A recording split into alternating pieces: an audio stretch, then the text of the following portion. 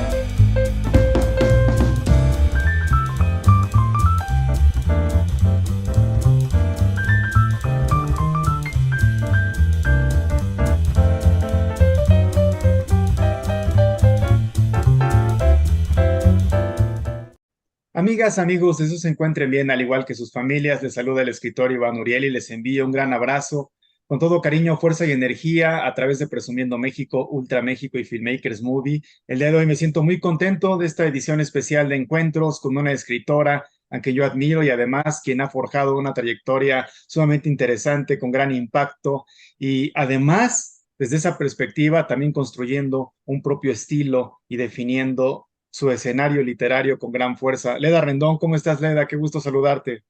Hola, ¿qué tal? ¿Cómo estás? Muchísimas gracias por la invitación. Muy contenta de estar aquí con tu público. Muchas gracias, Leda, por el tiempo, por el espacio, por permitirnos conocerte. Y para iniciar este viaje literario, me gustaría preguntarte, Leda, ¿quién es Leda Rendón? Pues yo me lo pregunto todo el tiempo, pero podría hablar, digamos, de mi yo escritural, que inevitablemente está ligado a mi persona, aunque los teóricos digan lo contrario. Yo también soy académica en la Universidad Nacional Autónoma de México y, bueno, tuve la oportunidad de hacer una maestría y un doctorado en letras modernas en la Universidad Iberoamericana y antes estuve en la Universidad Nacional Autónoma de México en la carrera de literatura dramático y teatro, que me gustó mucho por las lecturas teatrales, sin duda, pero me di cuenta que no era mi mundo, ¿no? Siempre había sido la literatura, creo que lo fue desde siempre. Creo que a veces los escritores somos un poco como los doctores, ¿no? Desde muy chicos sabemos que queremos ser escritores. Lo que pasa es que creo que es a veces difícil decirlo, pues, ¿no? No es tan fácil como niño decir, quiero ser escritor, ¿no? Es la profesión que normalmente se dice, a menos que vivas en un ambiente en donde eso está sucediendo, ¿no? Es el caso de varias personas, pero no fue el mío. Tampoco es que fuera un lugar en donde no me permitían decir lo que yo quería, pero era una cosa difícil. Además, siempre es una sorpresa. Creo que escribir es un don. Si bien es un don que se trabaja mucho, que se pule mucho, que requiere de muchísimo esfuerzo, o sea, el don solo no basta, me parece, pero sí es un don, es una cosa muy extraña, tú lo sabrás muy bien, hay una suerte de, así lo vivo yo, ¿no? De flujo con el que uno está conectado, que puede llamarse, no sé, conciencia colectiva, qué sé yo. Pero hay muchos escritores viven revelaciones, ¿no? En la propia materia de la escritura están viviendo también revelaciones o están incluso haciendo sus filosofías cuando dan clase, ¿no? Es el caso de Fichte, por ejemplo. Entonces, a mí me parece que yo me he construido también como escritora, si es que lo soy, no lo sé, hay tantos a los que admiro y respeto que no sé si llamarme así, pero bueno, como una amante de la literatura, pues creo que sobre todo por mi gran pasión por la lectura, ¿no? Escuchaba, no recuerdo a quién, que me parece que Bolaño, que escribir es como un poco un error también, ¿no? Lo natural es leer. Y bueno, algunos estamos en ese error, no lo sé, a mí no me lo parece, pero me parece que sí es una anomalía quizá.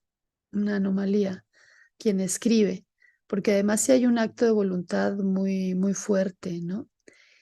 Y creo que eso soy una mezcla de una persona que tiene muchas ganas de aprender mucho, de leer muchísimo, evidentemente siempre hay muchos pendientes y sobre todo la relectura de la que hablaba Nabokov, ¿no? Que es bien importante en sus lecciones de literatura. De hecho, así comienza ese libro diciendo que lo importante es la relectura. Y bueno, lo más importante podría ser también el estudio, porque podemos leer bastante y eso es maravilloso. Podemos releer también, pero estudiamos también poco. Y creo que el estudiar a un autor es bien importante porque algo que decía Borges y creo que en ese dijo lo correcto como muchas veces, quizá algunas no, pero creo que muchas veces sí. Estamos todo el tiempo viéndonos evidentemente en el otro, pero también estamos al mismo tiempo que nos estamos viendo en el otro, nos estamos construyendo, ¿cierto? Y estamos cambiando también permanentemente. Creo que aquí es bastante válido el gerundio, porque es un proceso constante, permanente, de búsqueda y de cambio y de reconocimiento. Aquí va lo que decía Borges en la literatura, ¿no? De reconocerme en lo que estoy leyendo y de al mismo tiempo inventarme también, ¿no? Ahí yo agregaría un poco. eh, y creo que sería eso yo, una persona con muchas ganas de seguir aprendiendo al momento de escribir también, de los demás, de mis alumnos, em, por supuesto de los grandes maestros, ¿no? De los escritores a los que admiro. ¿Quién podría ser? Bueno, pues uno de los que admiro profundamente y que he estudiado es a Felisberto Hernández, que es un escritor raro, que es un escritor sudamericano, uruguayo, al que admiro mucho, Cortázar, ¿no? De quien hizo un prólogo de su texto La casa inundada y habló de todos los lugares por los que pasó Felisberto y Felisberto era muy viajero porque tocaba el piano, entonces daba conciertos en diferentes provincias de Sudamérica. Y claro que su literatura es una literatura de viaje, ¿no? Y de música, porque pues él era músico y era viajero. Y ahí hay una influencia creo que fuerte y creo que es parte también de lo que soy. Me interesa también mucho la literatura del Cono Sur, por supuesto. Me siento profundamente identificada con autores como Macedonio Fernández, que también es otro raro, muy hermano del papá de Borges, que siempre aparece, ¿verdad? Él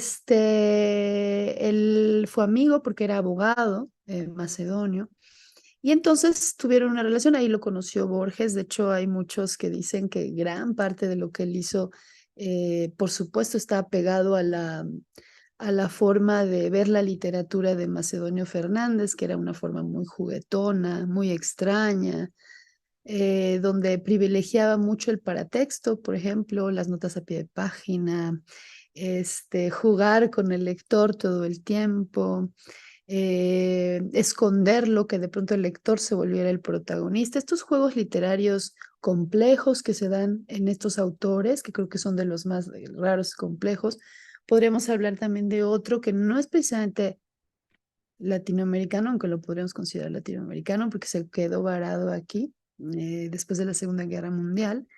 Me refiero a Vítor Gombrowicz, que creo que también pertenece a este estirpe de escritores. Los menciono porque creo que yo pertenezco, si pudiera yo clasificarme, em, a ese tipo de escritores a los que Fernando Pessoa llamó esotéricos, ¿no? Es decir, cercanos al mundo de la imaginación, ¿ah? De lo fantástico, podríamos decirlo, ¿no?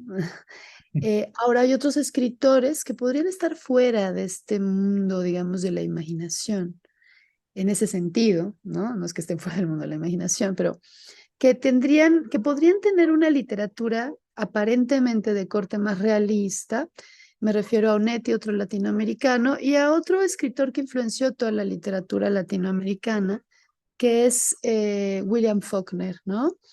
Sabemos que él inventó un territorio que llamó Yoknapataufa en el sur de Estados Unidos, en donde, bueno, pues estaba toda esta, digamos, diferencia y toda esta problemática muy profunda que se alcanza a ver de manera muy brutal en la obra de Faulkner, entre racial, por supuesto, y que de hecho ahí sigue de diferentes maneras, pero ahí sigue esta lucha, digamos, racial. En este momento era entre personas de color y blancos, ¿no? En el sur de Estados Unidos. Y ahí está inventando un territorio, aunque toda su literatura podríamos llamarla de corte bien realista, ¿no? Pero si nosotros revisamos, por ejemplo, El Villorrio, que es parte de una trilogía de Faulkner, nos damos cuenta que ahí está Remedios la Bella de García Márquez, ¿no?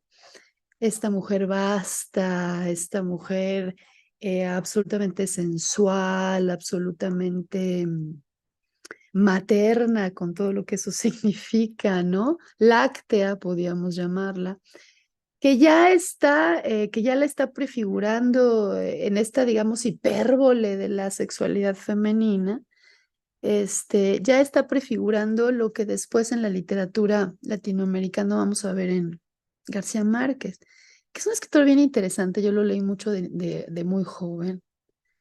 Creo que para mí es un escritor para jóvenes, muy interesante, con una propuesta que sin duda revolucionó la literatura latinoamericana, pero hay que aceptar que tiene toda esta herencia faulkneriana de inventar un territorio, ¿no? Que después hereda nuestro queridísimo y también incomparable Rulfo, ¿no? En donde él también está inventando un territorio. Y así nos podemos ir con otros escritores latinoamericanos que parecieran de corte muy realista.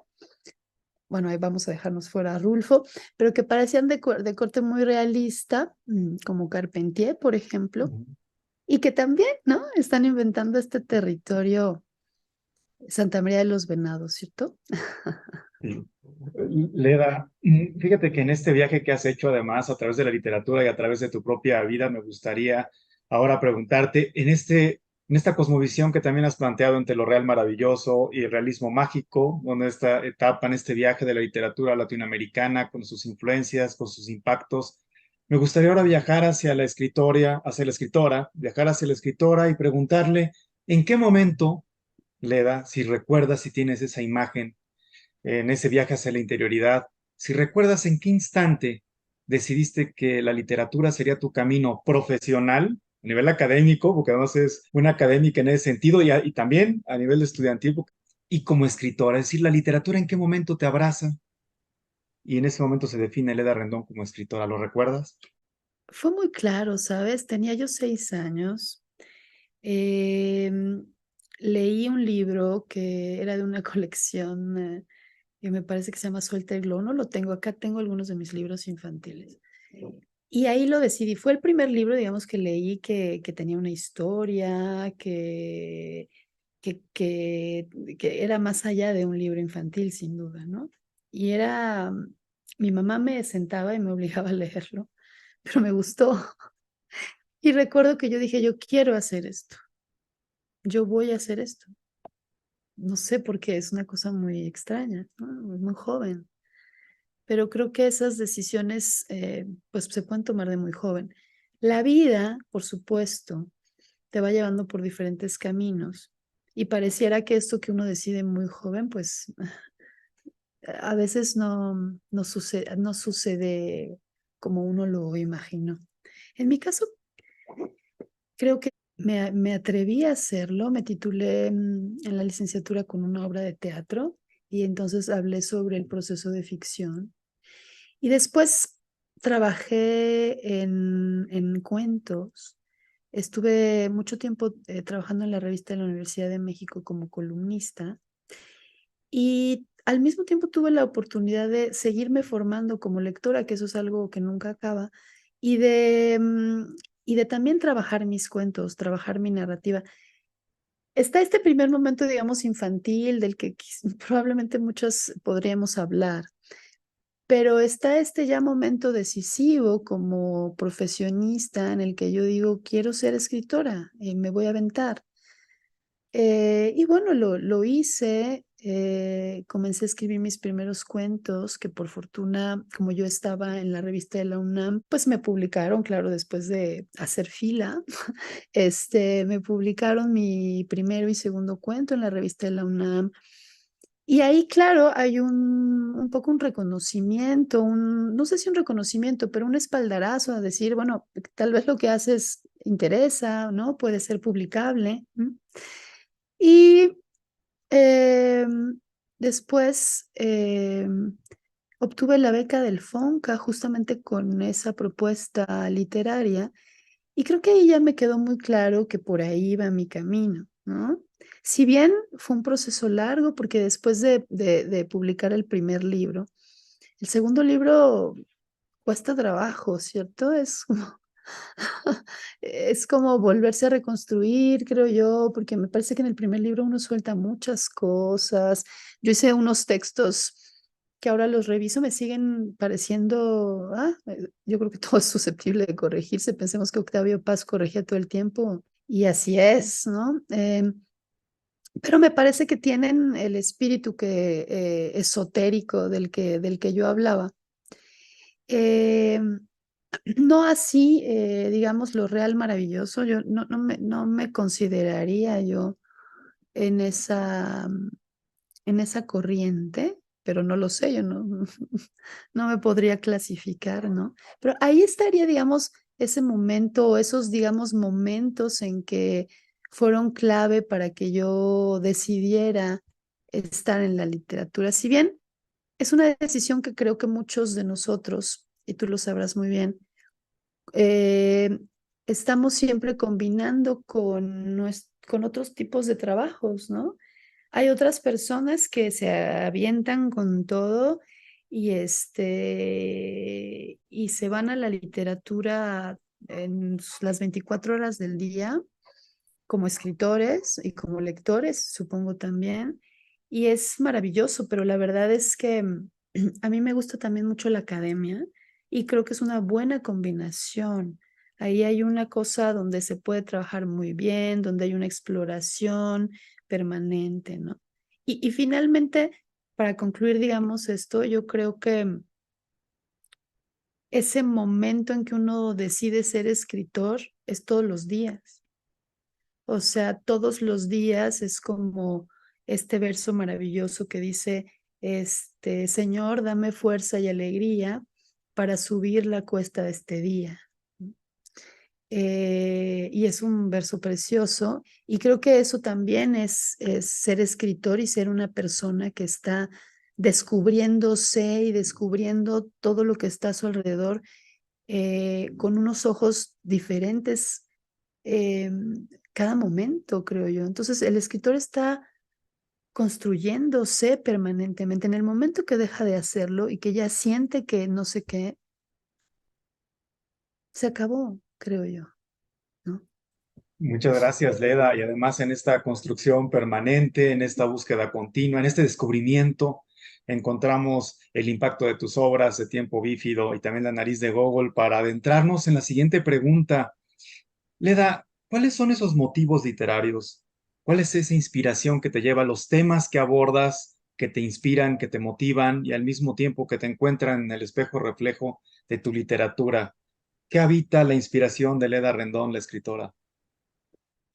Pues mira, vuelvo a repetir, es la lectura. Creo que un escritor sí está viviendo de sus experiencias.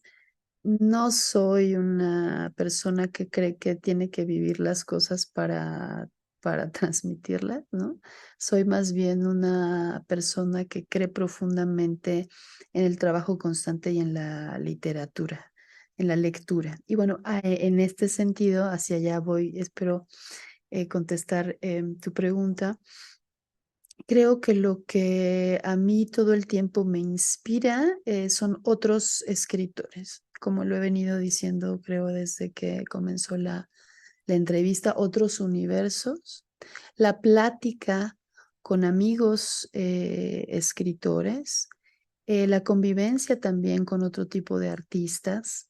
La pintura para mí es fundamental, me considero una amante de la pintura.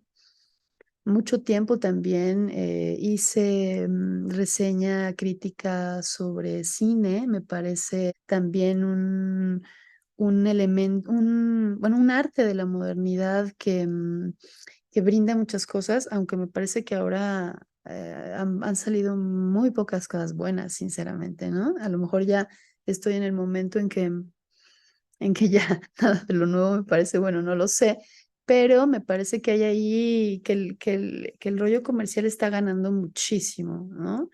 Al cine, es decir, leía a Vargas Llosa y en el libro La civilización del espectáculo decía que pues ya realmente muchos escritores, no estamos diciendo que todos, están muchos, ya lo sabemos, supeditados al mercado también, ¿no? Y su talento está mucho ahí puesto. A mí me interesa la verdadera literatura, no es que lo demás no sea verdadero, pues, ¿no? Pero me interesa la literatura comprometida, es decir, a mí no es que no me interese leer a mis contemporáneos, los he leído y he leído a varios y a mis contemporáneas, por supuesto, pero si te soy honesta, a mí esto que me nutre y esto que soy en lo que escribo, pues viene de Felisberto Hernández, viene de Thomas Mann, viene de Nietzsche, aunque lo misógino que puedan ser estos dos últimos, tienen cosas interesantísimas que pienso que han nutrido lo que yo soy. Ahora, ¿qué soy? Porque a lo mejor se va a convertir en un misterio, ¿no? Para los que vean esta entrevista. Bueno, a lo mejor eso, ¿qué soy? Creo que soy una escritora, una persona que cuenta historias que van al límite, en donde me interesa muchísimo los tabús, las pulsiones, los deseos. Me interesa desbordar los textos, me interesan muchísimo las tramas complejas. Creo que a lo largo de mis 3 libros, he creado un universo que al menos a mí me interesa, que me parece muy personal, que tampoco obedece a ninguna aspiración del mercado. No me interesa eso. Me interesa hacer una exploración literaria. ¿Qué hay en mis personajes? Pues son unos personajes eh, que están viviendo al límite, eh, que sí consumen sustancias y todo, pero eso es realmente algo que está sucediendo, que probablemente sea producto de la época que estoy viviendo. Pero me interesan sobre todo las tramas bien complejas, estos tejidos cerrados, estos textos que son más relatos que se acercan a lo que bueno, lo que hacía Edgar Allan Poe con muchísimas diferencias, a Gogol, por supuesto, ¿no? Que está jugando con estas hipótesis locas. Pensamos en Jonathan Swift, ¿no? Creo que así podría definirse también mi literatura. Entonces, por ahí va mi literatura, también cercana a lo que hace el Hebrero, a lo que hace Milorad Pavic, este escritor también maravilloso, en donde están planteando hipótesis extrañas, ¿cierto? Venimos de esta tradición kafkiana, donde se está pensando la realidad desde una hipótesis también, desde una posibilidad loca, si tú quieres, pero esta posibilidad, creo yo, habla mucho más a veces que los textos realistas, que estos textos de corte periodístico que vemos muchísimo, novelas de corte periodístico, que es como una recopilación de una investigación novelada, ¿no? Creo que un texto que a veces no está hablando directamente de la realidad, puede hablar mucho más de la realidad que un texto que pretende ser realista. Esto es el caso, por supuesto, de lo que hacía todo el tiempo Brecht, ¿no? Que estaba trasladando todo el tiempo posibilidades, ¿no? O sea, es decir, no voy a hablar de lo que está pasando en este momento en la guerra, pero voy a hablar de lo que pasó en otra guerra y van a ver cómo se van a ver muy bien en lo que pasó en la otra guerra, ¿no? Me interesan esos caminos que se desvían. Jamás voy a escoger, creo yo, la decisión convencional, ¿no? En este ajedrez que estás jugando siempre Mm. cuando escribes. Creo que nunca voy a escoger la salida convencional. Y esa es mi apuesta. Mi apuesta es por hacer un mundo como estos autores a los que he hecho alusión. Mis libros están todos interconectados. Estoy hablando de es un mismo universo, se repiten personajes. Lo mismo hago con mis trabajos para el periódico. O sea, todo lo que hago para el periódico, lo que hago de narrativa, está interconectado, está en un mismo registro de universo porque me interesa hacer una obra con esas características, ¿no? Me interesa esta creación de universos, que también podemos ver en escritores como Henry James, por ejemplo, ¿no? Que podríamos decir, bueno, es que él está escribiendo como muchas cosas que son bien diferentes, podríamos decir, pero al mismo tiempo está creando un universo propio, particular, ¿no? Que a lo mejor se ve muy evidente en el retrato de una dama, por supuesto, en el mucho más popular, digamos, y conocido La Vuelta de Tuerca, en el caso de Henry James, pero si uno lee su literatura, sus cuentos, hay este universo que está, ¿no? Que se repite. En las escritoras mexicanas ha sucedido mucho eso, fíjate.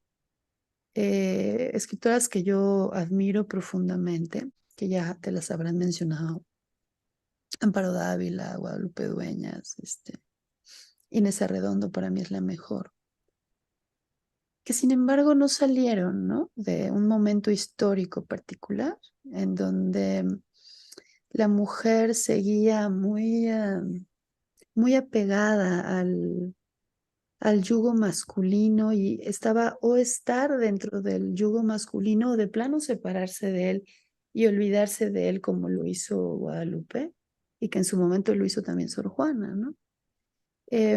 Ahora creo que tenemos una mayor libertad las mujeres.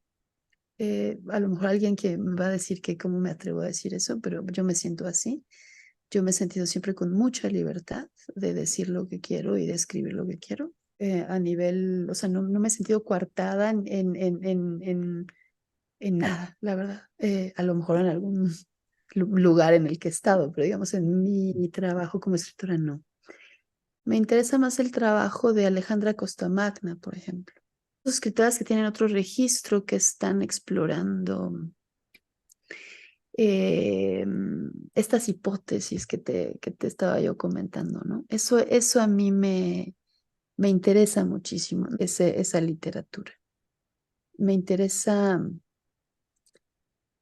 lo fantástico, me interesan también estas hipótesis como las que formuló Philip K. Dick, tan interesantes, ¿cierto? De mundos posibles y que además ya la estamos viendo, ¿ah? Estas hipótesis de estas formas de ver el mundo también de Asimov, que, ¿cierto? También ya lo estamos pensando muy seriamente, ¿no? Em, es decir, me interesan ese tipo de literatura y creo que eso intento hacer. Justo has hablado de tres, me gustaría concluir la entrevista, además de agradecerte el tiempo, mencionando tres conceptos: el concepto de descubrimiento, el concepto de los horizontes y también el de las posibilidades. Y todo ello que encontramos en tu obra, en las influencias que tienes y también en la que tú generas desde la academia, porque es exactamente el impacto que has tenido, Leda. Y yo quiero agradecerte inmensamente el que hayamos compartido este espacio, que nos acompañes en encuentros y además invitar a quienes nos escuchan y nos ven a leer tu obra y a disfrutar a Leda Rendón. Leda, mil gracias de verdad por esta maravillosa charla y sobre todo por este viaje literario. No, pues muchísimas gracias por pensar en mí. Para mí es un placer enorme estar con tu público y espero que se interesen por algo de lo que escucharon más o menos ahí que escribo. la verdad, un libro, nada más para terminar, que me gusta muchísimo, es Cuento Amarillo, que es el segundo. El tercer cuento es una locura, es una locura. Así que vamos a leer ese cuento amarillo, ese espacio, ese color, y a descubrirnos en el color de Leda Rendón y en todas las posibilidades, en ese tiempo que además nos abraza y también nos impulsa desde la literatura. Gracias, Leda Rendón, por este espacio y muchas gracias a todas y a todos ustedes por habernos acompañado en encuentros a través de Presumiendo México, Ultra México y Filmmakers Movie. Leda, un abrazo enorme y mil gracias de corazón. Nos vemos, Leda. Gracias. Bye bye.